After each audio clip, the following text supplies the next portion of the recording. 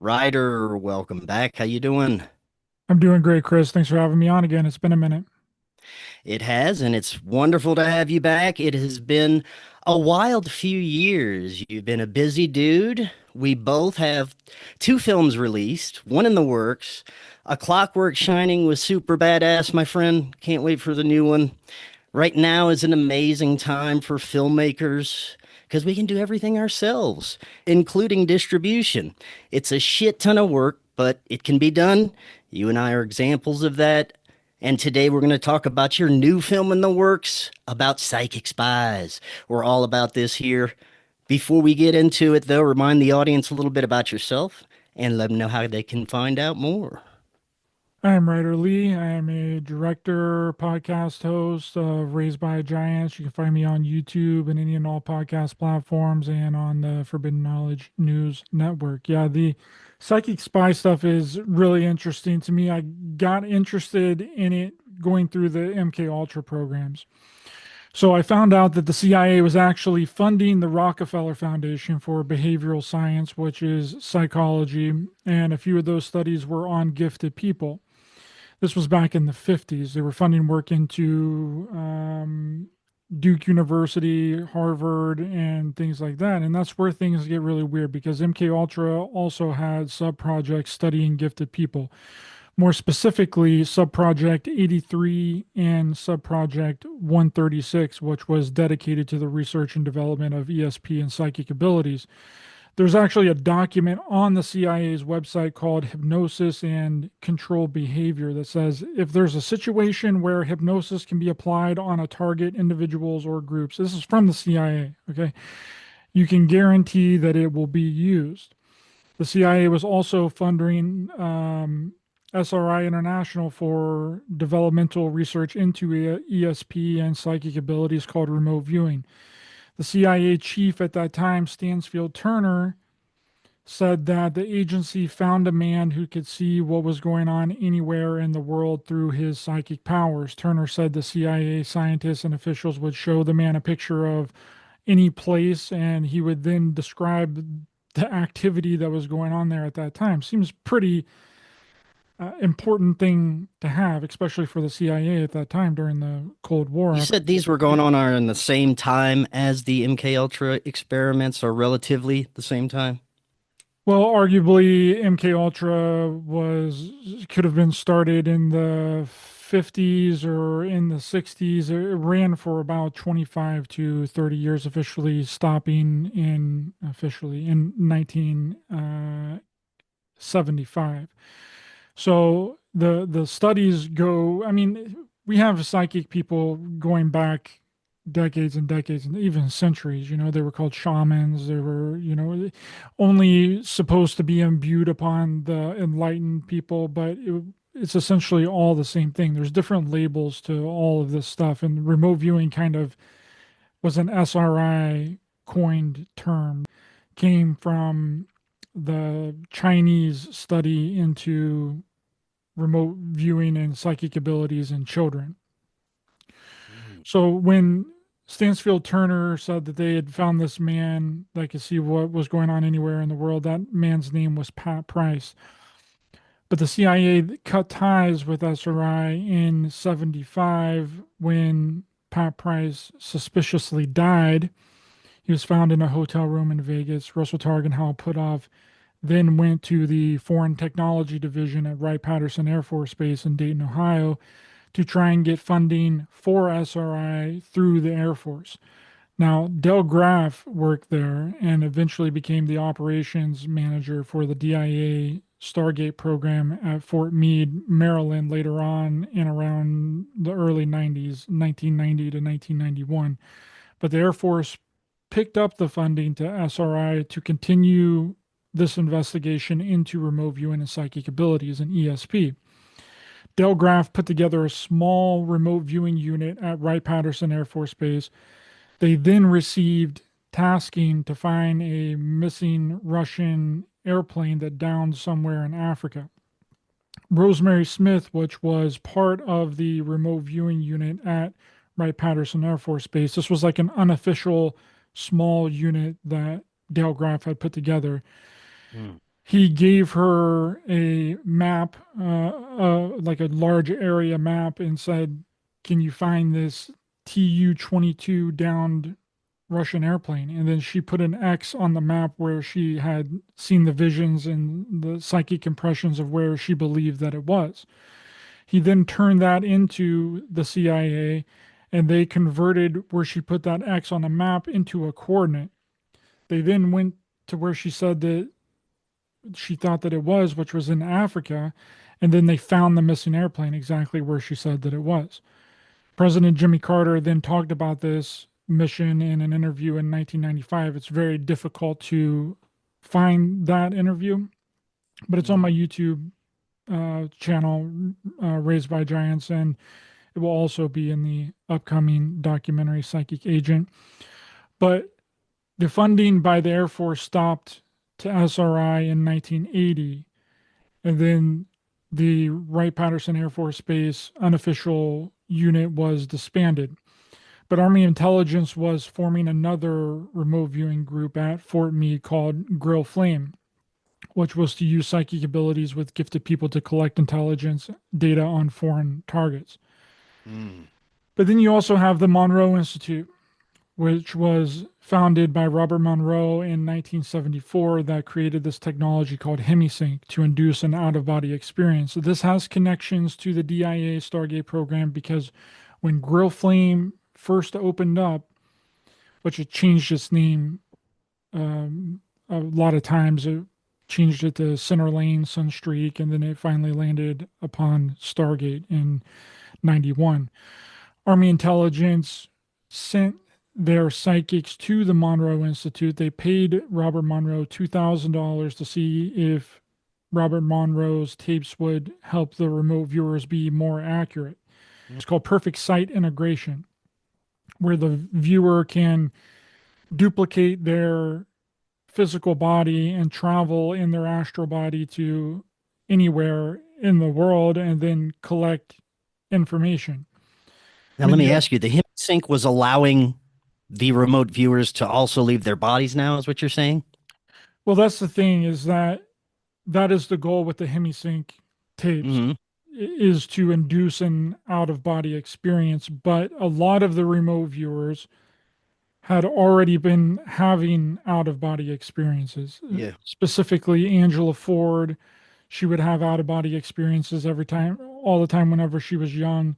Ingo Swann would also have out of body experiences due to trauma from being bullied whenever he was younger for being gay. So that's like a part of it. But Ingo Swann had developed this terminology to be able to get outside of your body that was called perfect sight integration, where you could literally go to another area of the world and your body is physically duplicated into an astral body, and then you can feel the environment. It's like remote viewing on steroids is essentially what it would Mm. be. You can then affect the environment. You can move things around. Like it's almost like your physical body is also there, but it's not quite your physical body. It's just like a duplicated version of your physical body. Um, but this is also, it really seems to me that trauma induces these types of abilities, and trauma Mm. also induces an out of body experience. Like Mm. if you go through enough trauma, you're inevitably going to disassociate from your reality. And sometimes, you know how people, whenever they go through trauma, they're like, "Oh, I seen this from a far distance. It was like I was up in the corner of the room and I was looking Yeah. down on myself." That's a Hmm. forced out of body experience through trauma.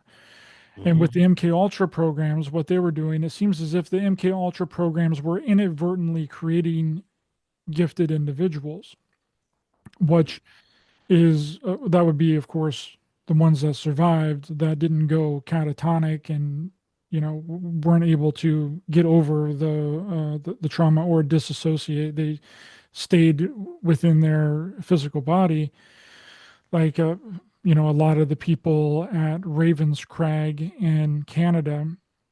which also the Rockefeller Foundation provided a grant to help found the Allen Memorial Institute, aka Ravenscraig Hospital, that supported Dr. Hugh and Cameron's MK Ultra experiments Mm, in upwards of $150,000 a year for 5 years. And then damn. there was also grants that happened after that as well. Super interesting, man. Tell us again, who do you have in the film? All confirmed people within the DIA Army Intelligence Remote Viewing Unit at Fort Meade. So Angela Ford, Dale Graff. Dale Graff was the operations manager, which I was just mentioning, that had the small remote viewing unit at Wright-Patterson Air Force Base. Lynn Buchanan, which the movie The Men Who Stare at Goats is kind of semi based off of, and then Dr. David Morehouse. And Oh, well, we won't give away too much then.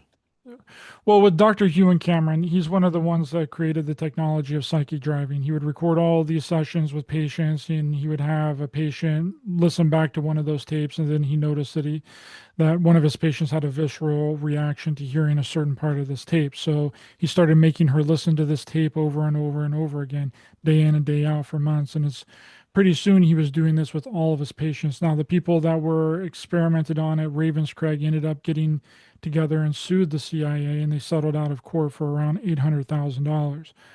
Now, the psychic driving thing is essentially a programming, right? So if you can, there's three steps to it. So it's called depatterning.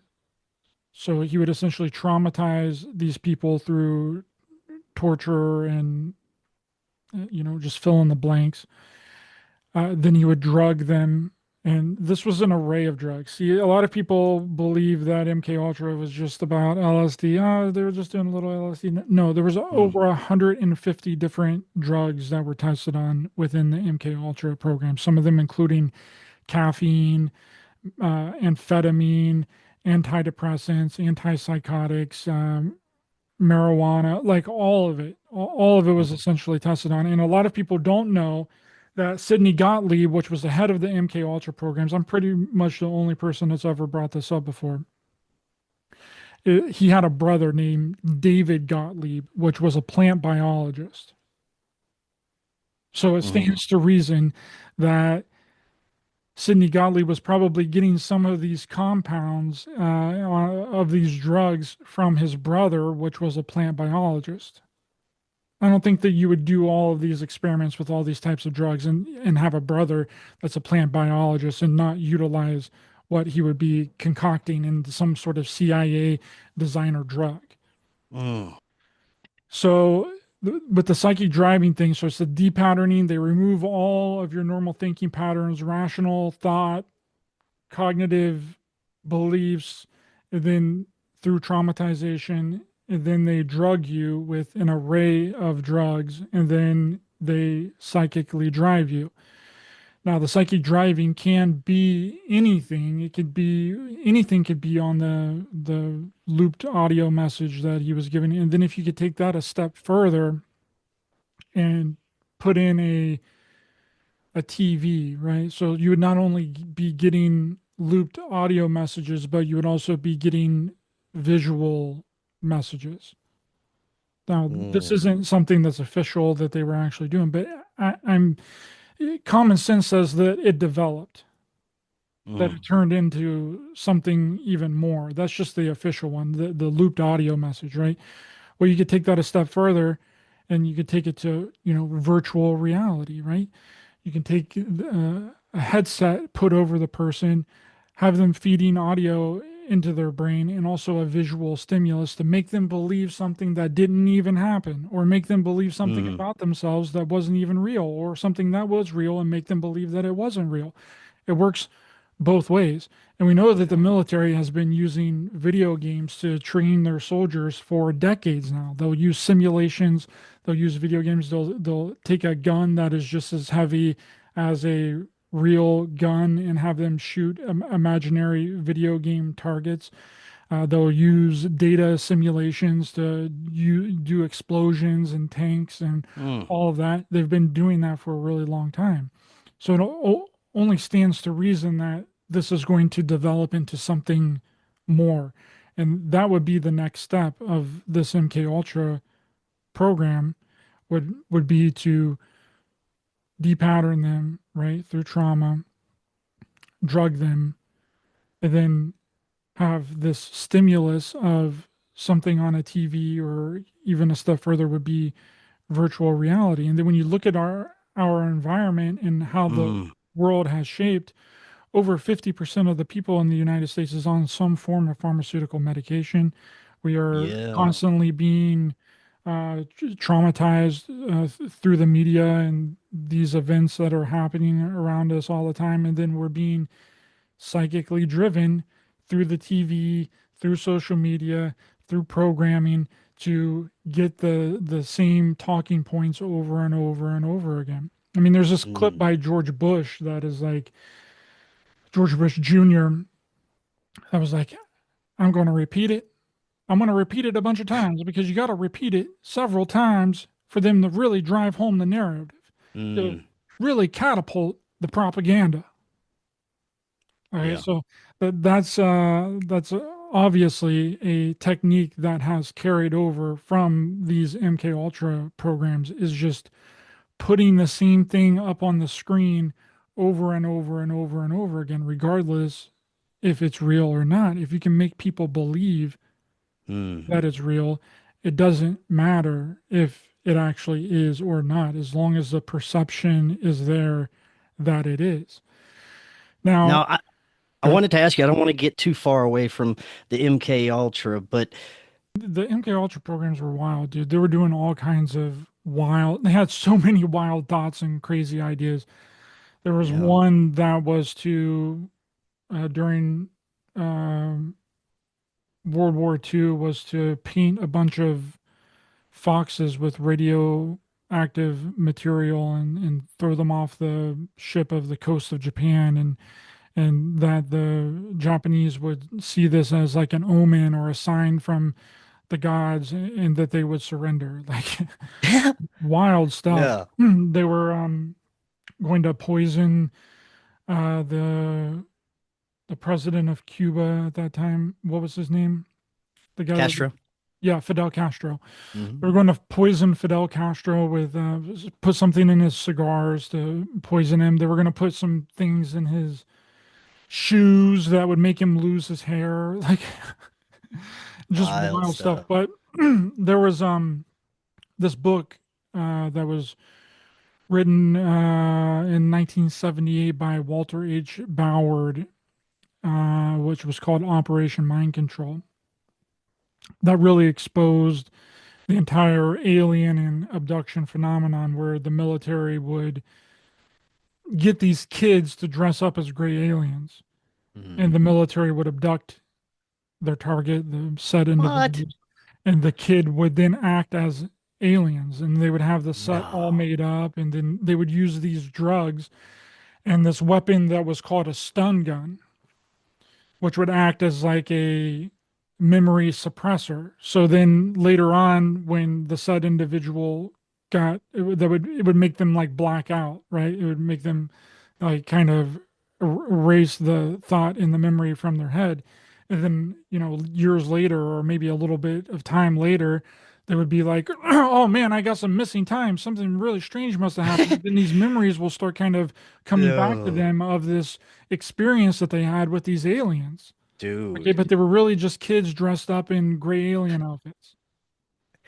I can only imagine where things like that have progressed to in our modern age, but that's a whole other show.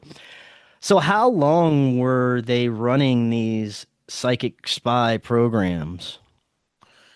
Well, if you count it from the time that they started funding SRI, the CIA funding SRI was from 1972.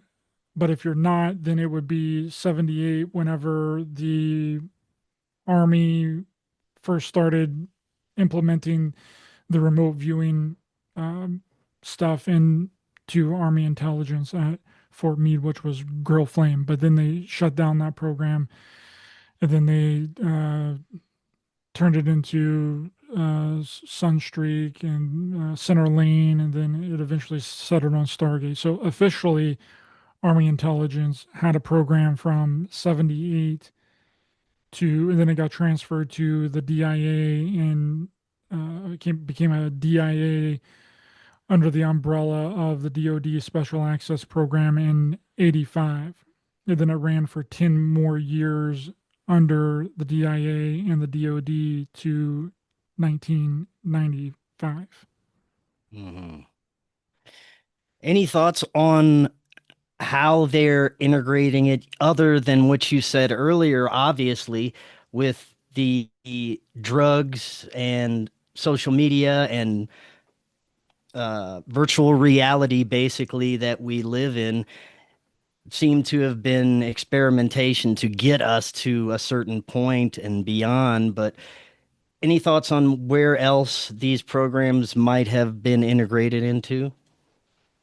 Well, I mean, every facet of our existence has essentially been turned into some sort of MK Ultra style program, style psyop, right?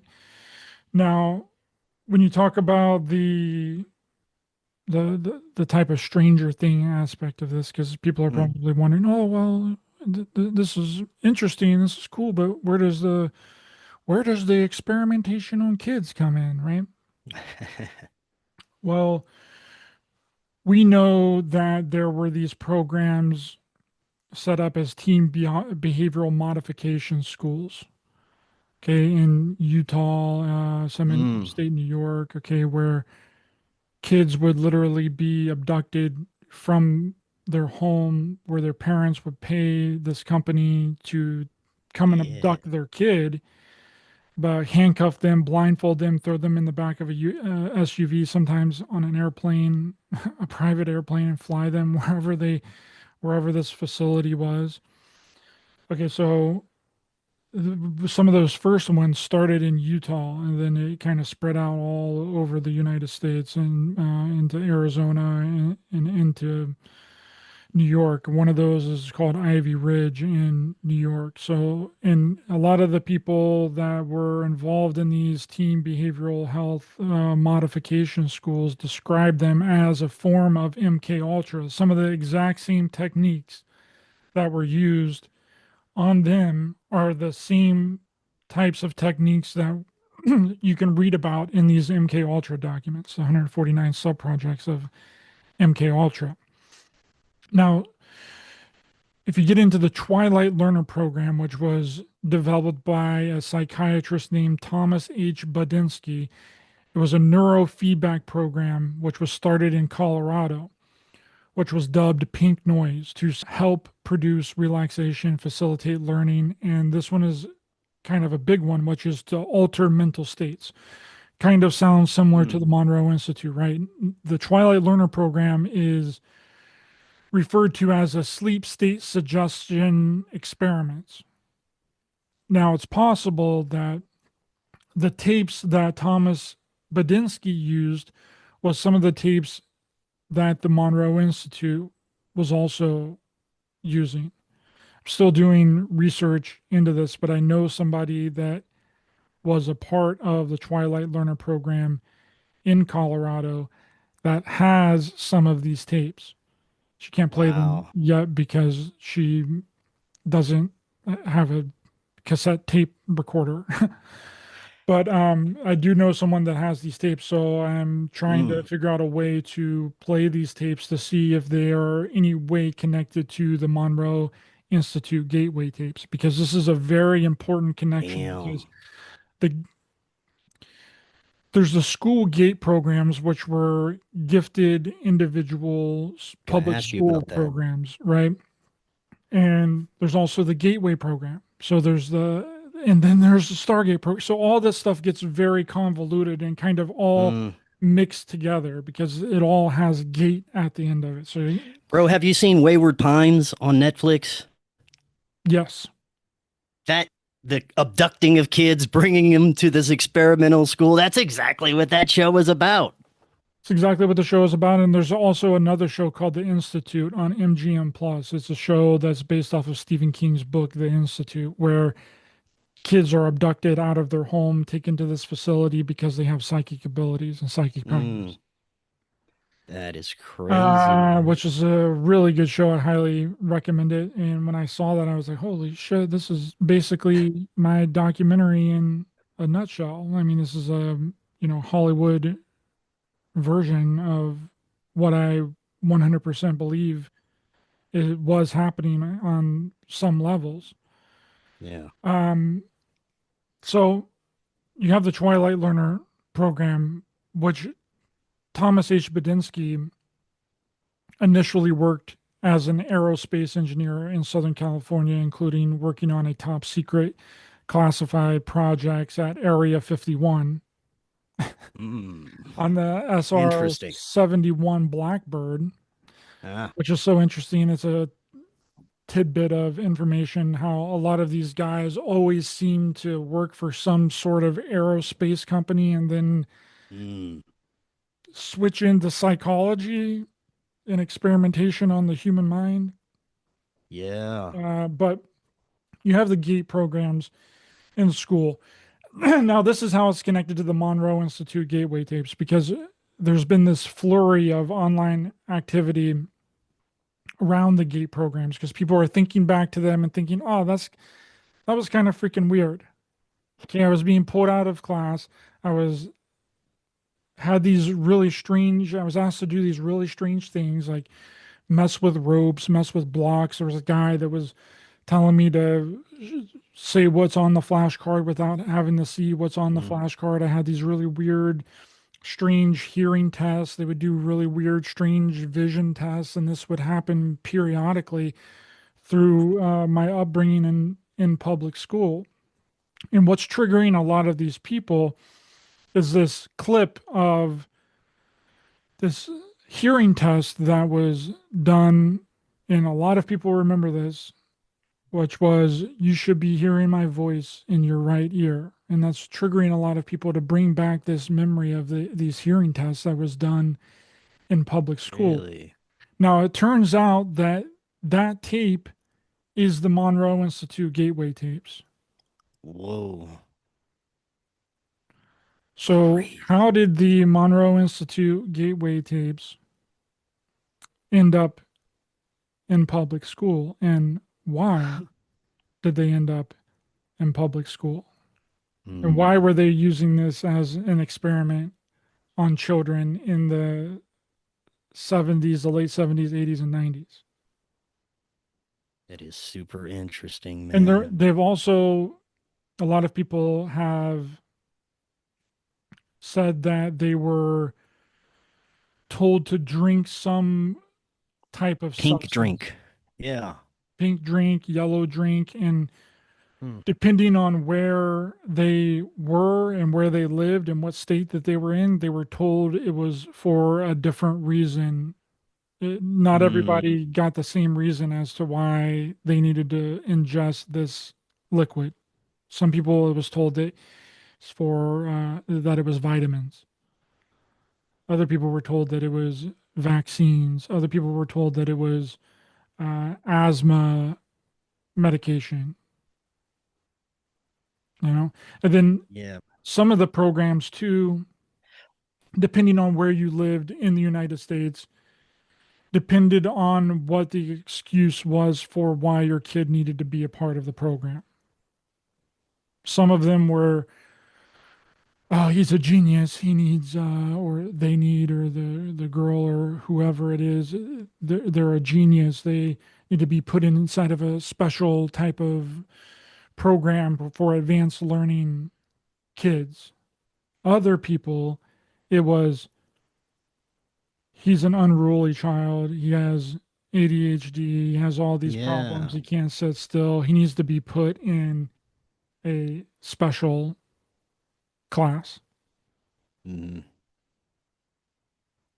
So if you were in California during this period of time, you would probably be told, oh, your kid needs special attention because he's a really, he's very smart. He's scoring very high on a lot of these tests, we need to put him into a special class. He needs to be put into, and the parents were like, okay, yes, do it, Mm, whatever. And then if you were in, I don't know, Ohio or Pennsylvania or someplace northern East Coast, it would more likely that it would be your kid is unruly, your kid uh, can't sit still, he's got problems, he's being disruptive in mm, class. He needs to be put into a special class to where with other kids that are like him. And the parents are like, yes, yes, put him in. So they're using different techniques and different reasons for why the kids need to be put into a gifted classroom, depending on what location you live in during that time. And these ran damn. from, they had to have started in the late 70s Yeah. in through the 80s and probably ended in the late 90s. Mm, And a lot of people remember these programs. They yeah. remember them very vividly. Now, there is a possibility that it didn't have anything to do with psychic abilities. Hmm. There is a possibility that it had something to do with recruitment, Right. that it had to do with putting people in positions of power. I'm sure it's multi-layered. All of these operations seem to have multiple purposes going on at one time. They're trying to create assassins and at the same time looking at spying at people across the world. It's, they seem to have multiple purposes for their stuff. Well, a lot of people that I have talked to personally that kind of finished out these types of programs, like the Mm, gifted school gate programs yeah. or MGM, mentally gifted minds. That's what it was known as in California. They all ended up in some form of military service. Really? Or in, I've talked to some people that knew some family members that were a part of these programs that are head writers for the New York Post or Yeah. you know what I mean? Like Mm. it's really strange. Could be some kind of grooming program. It makes me wonder if what they're doing, if they're still doing this now with the access of technology, and like you were saying earlier, the ability to get kids hooked on prescriptions and constantly be in a state where they are susceptible to hypnosis or some kind of, uh, you know, getting them to do something, but, through technology now, instead of having to actually bring the kid to a specific class or kidnap them anymore, it may be just easier to access through this stuff. Yeah, 100% easily accessed through technology and meet the people, the kids where they are online, just like the most recent Rockefeller collaboration with famous influencer Mr. Beast. That's what they talked about is to help children online. Really? Yeah, we need to meet the kids where they are, and where they are is online. Yeah. So it's definitely a technology based way now. And I really don't think, except in maybe a special scenario or a special case, that they would even need to use a psychic anymore. Mhm. Because everything is tracked online. Everybody has a phone. You can know the location of where anybody is at any given moment. You know, you just Yeah. track Yeah. their IP address. You know exactly where they are. You know, there's Pegasus software that all you literally need to do is have the person's phone number, and you could Mm. hack whatever. You can literally have a duplicate copy of their phone, exactly what they're doing every single day on your computer. So the tracking and the data collection no longer needs to be done through a psychic individual. It's Yeah. not just technology. I want to get your thoughts on some of the things that I've heard over the years that may be associated with these remote viewers or psychic spies. Many have said that when you are out of body or you're remote viewing, that there may be some sort of psychic block or someone else that is out in the astral waiting for people to stop them from accessing certain information, certain areas. Do you think that's true?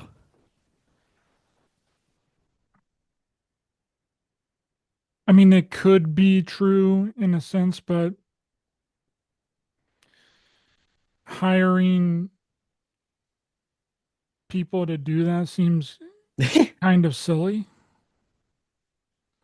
You know what I Yeah. mean? Like, yeah, let's hire these military astral travel people to sit because you can't really be doing this while you're out just like doing everyday normal life. Mm. Like, you can't be outside of your body while you're washing the dishes. Like, you have to be in a certain meditative state, in a certain deep consciousness level that allows you to get outside of your body. And Yeah. then to be able to even control that, to know how to control to get outside of your body is very difficult to do. I don't think that anybody can actually do it verbatim every single time that they try.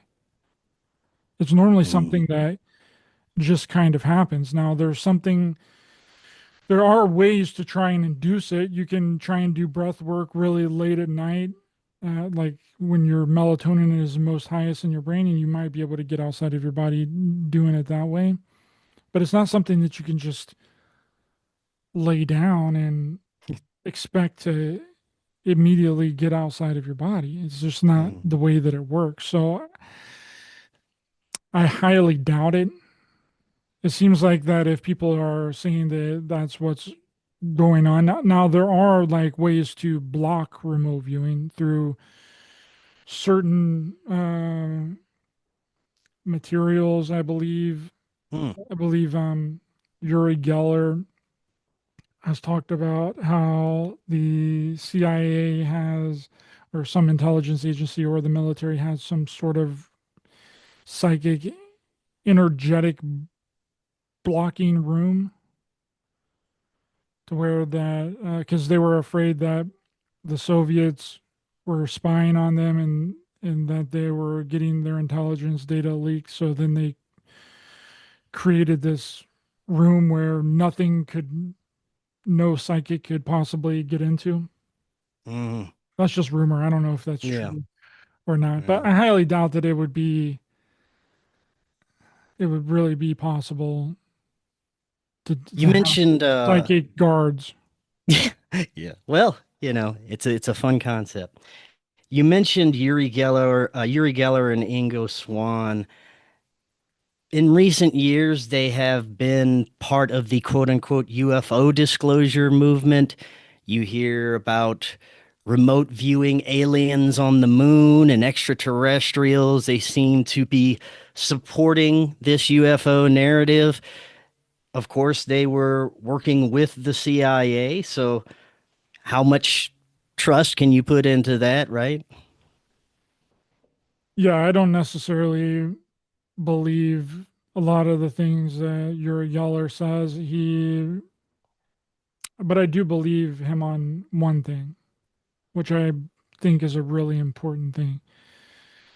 When he talked about to Russell Targ on the documentary Third Eye Spies, and he said that in a roundabout way that Pat Price didn't die, Hmm.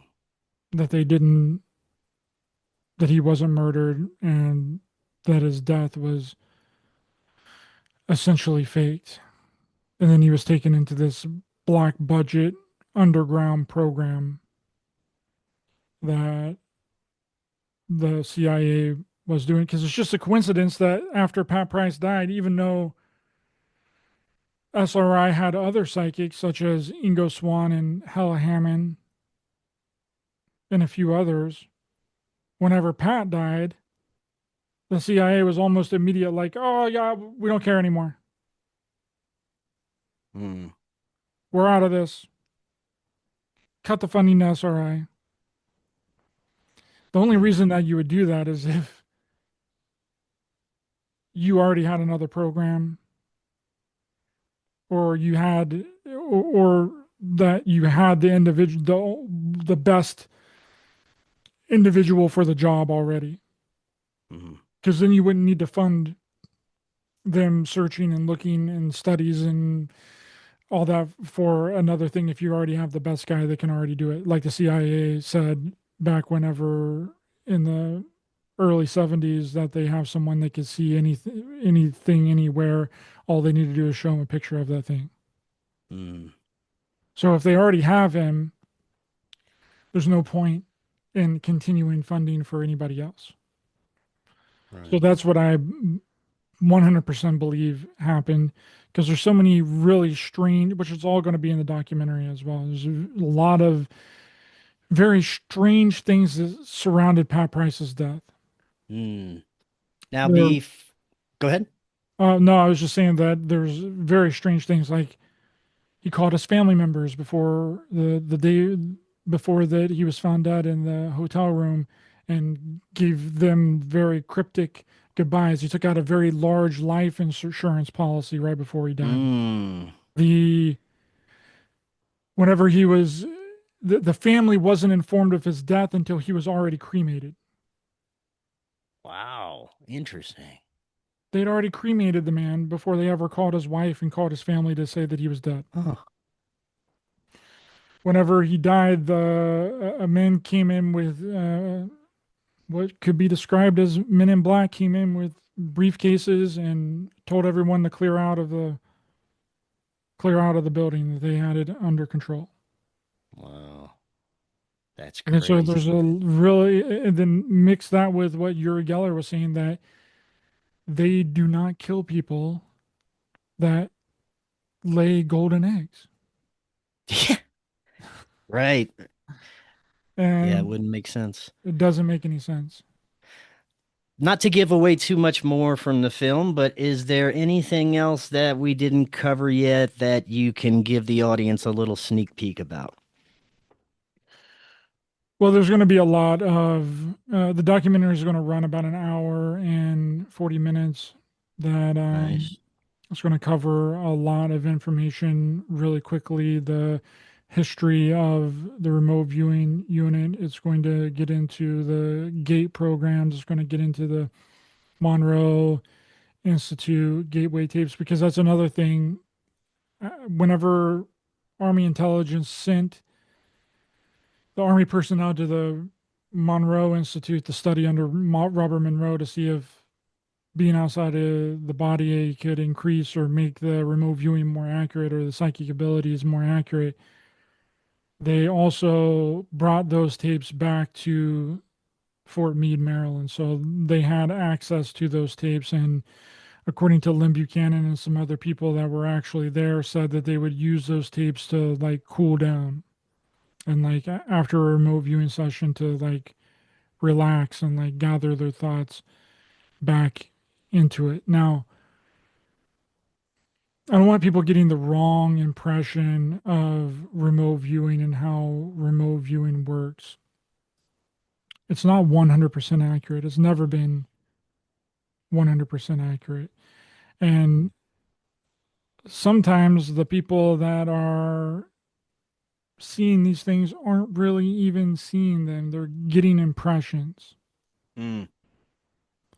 Okay, so how would work is they would get into the relaxed state, they would get into their what could be considered a meditative state. Then they'll get a piece of paper and a pen, and then they will be assigned the coordinate. I mean, there's different ways of remote viewing. There's extended remote viewing, coordinate remote viewing, long range remote viewing. There's many different ways to do it. But with coordinate remote viewing, they would be assign the target. The person that is giving the target to the individual is supposed to be blind to the target, Mm, because if they're not blind to the target, then they can then influence the target. So the person that's assigning the target essentially has to imbue what what the target is onto the coordinate. The coordinate mm, literally does not matter. mm. The coordinate isn't a real coordinate, it's a series of numbers. Yeah. So the person that's assigning the target has to be highly trained in order to not subliminally get things mixed up with the coordinate and then imbue things that aren't real and create their perception so that the remote viewer can't see the thing that they're supposed to be seeing. It's a very Yeah. complicated and complex process when you get into the military remote viewing stuff. Okay, Yeah. it's not as easy as sitting down and looking at a picture and then remote viewing the picture. Nine Yeah. times out of 10, if you're doing that, then you're just using your imagination. You're just seeing things that you want to see. That's the whole point of remote viewing, is to be blind to the target, because then the information and the things that you see is pure. Because if you know what it is that you're supposed to be viewing, then that gets subliminal Yeah. messages into your brain to trick your brain into seeing what you think that you should see. Mm-hmm. Makes sense. So you need to be blind. The person that's giving you the target needs to be blind. So then there has to be a middleman in between there. So the person that assigns the target and the person that gives the target has to be different people. Mm.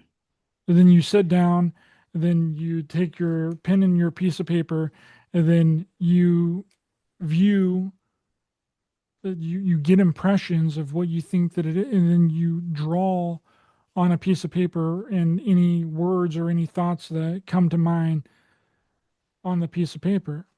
That's what Mm. these military remote viewing sessions were, and that's how they operated, and that's how they worked. And I think that with social media and these self-proclaimed remote viewers and self-proclaimed psychics have the wrong impression or the wrong idea of how remote viewing is. Mm. There's a difference between being remote viewing and being psychic. They're two separate things.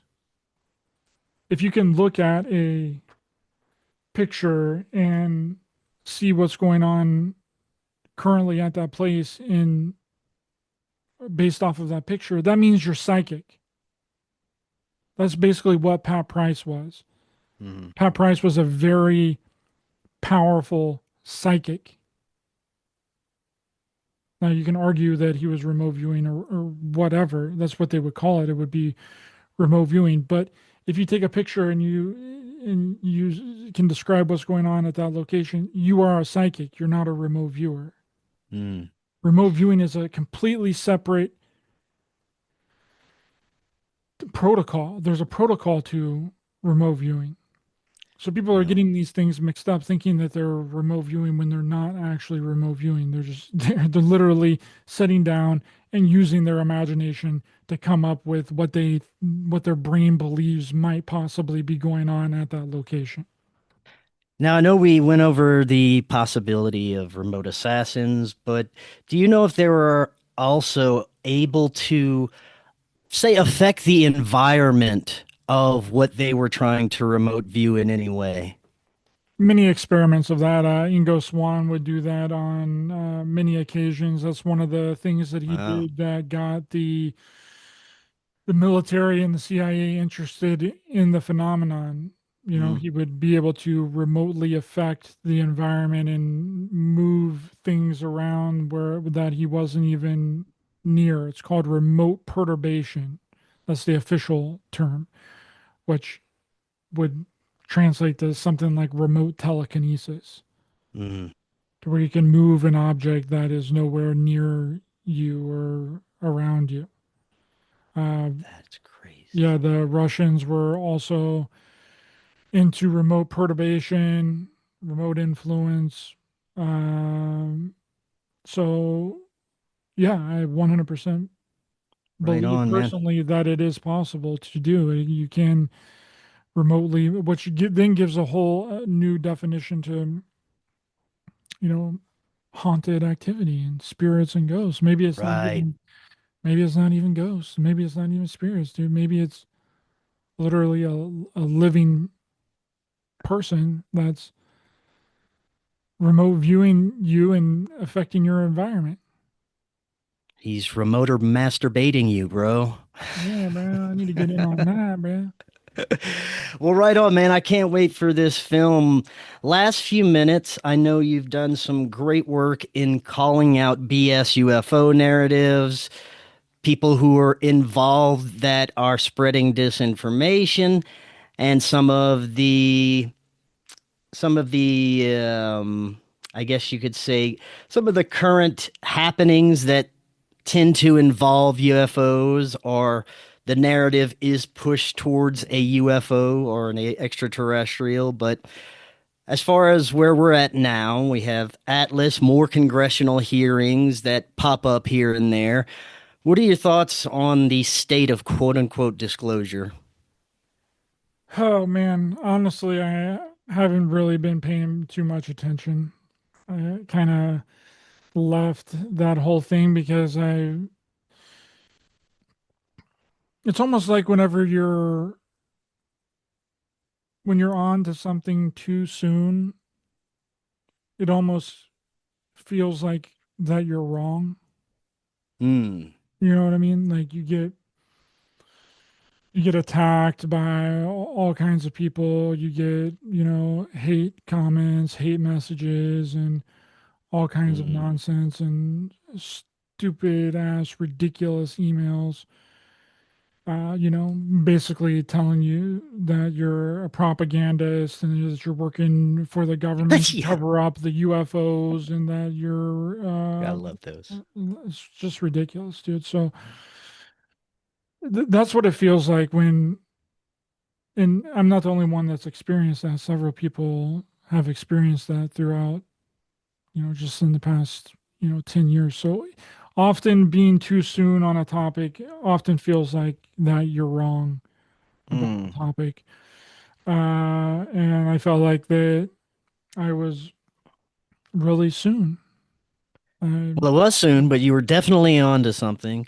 I agree with much of your thoughts on the matter, but I just thought that we were currently entering we've been in a very interesting place when it comes to the narratives that they're trying to push forward. And like I said, you were doing a great job calling that out, and I get it.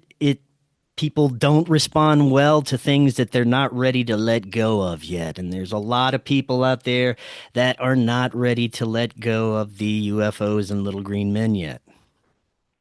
I mean, it's obviously an agenda, and where I think that it's kind of heading is with AI. I think that AI is going to be responsible for so much, and they're going to pin a lot of things on AI. I mean, I know right Yeah, now that they're already talking about how that they want to, what's that called, whenever you like pardon, that you would pardon all of these different companies and these people that's been bailout. holding all the secrets to the UFO technology. We're going to Oh, pardon them. We're not going to hold them responsible for whenever all this information oh. comes out.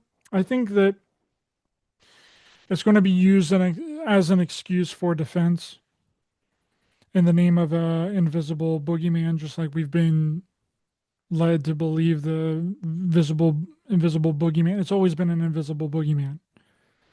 It's always been that thing that no one can see, no one really has firsthand knowledge of, that it's, just happening, and we need all this money to help protect you from the invisible boogeyman. So I do 100% believe that it's going to be used as a military budget to funnel more money into to then protect us from the aliens, right?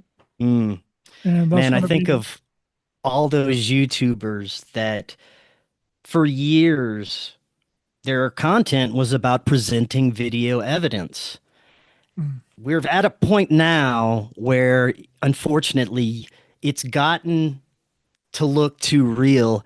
And in many instances, it's extremely difficult to tell the difference. And that's only going to get better. So, seems like the era of any video evidence may be dead. it really is. And when you look at the history of this stuff, and you just like what I mentioned with the man who wrote the book Operation Mind Control, where the the military would get these kids to dress up in gray alien costumes and abduct people and make them believe that they had been abducted by aliens. They took them to some kind of area that had a I background love it. set that made them believe that they were on a spaceship and stuff like that. If they're willing to go that far Yeah. to pull something off like that, if they're willing to go as far as to break into Paul Benowitz's house in the early 80s to replace his computer with an NSA modified computer to make him believe that he's in contact with aliens while the NSA is posted up across the street beaming signals into his house. Oh, Okay. man. If they're going to go that far, So diabolical. what else are they willing to do? Man. Have you read the book Camilio? Heard about this story with the invisible people Midgets? that were sent that were sent to this guy's house? If they were doing shit like that back then, who knows what they've got going on now? And you have to question everything, even paranormal phenomena. We live in wild times, brother. Before I let you go, remind the audience where they can find out more about you again. You can find me on YouTube, any and all podcast platforms, Forbidden Knowledge News Network, Facebook, Instagram, X, Twitter. And you can watch my documentaries, JFKX and Clockwork Shining, on Amazon Prime Video, Tubi TV. And thanks for having me on. And be looking forward to my new documentary, Psychic Agent, Real Life Stranger Things, which is hopefully going to be released soon, which will cover everything that me and Chris talked about here today and much, much more. Thank you very much. Right on, man. Can't wait for that to come out. Until next time, everyone, have a wonderful evening. We will talk again tomorrow. We'll see y'all then.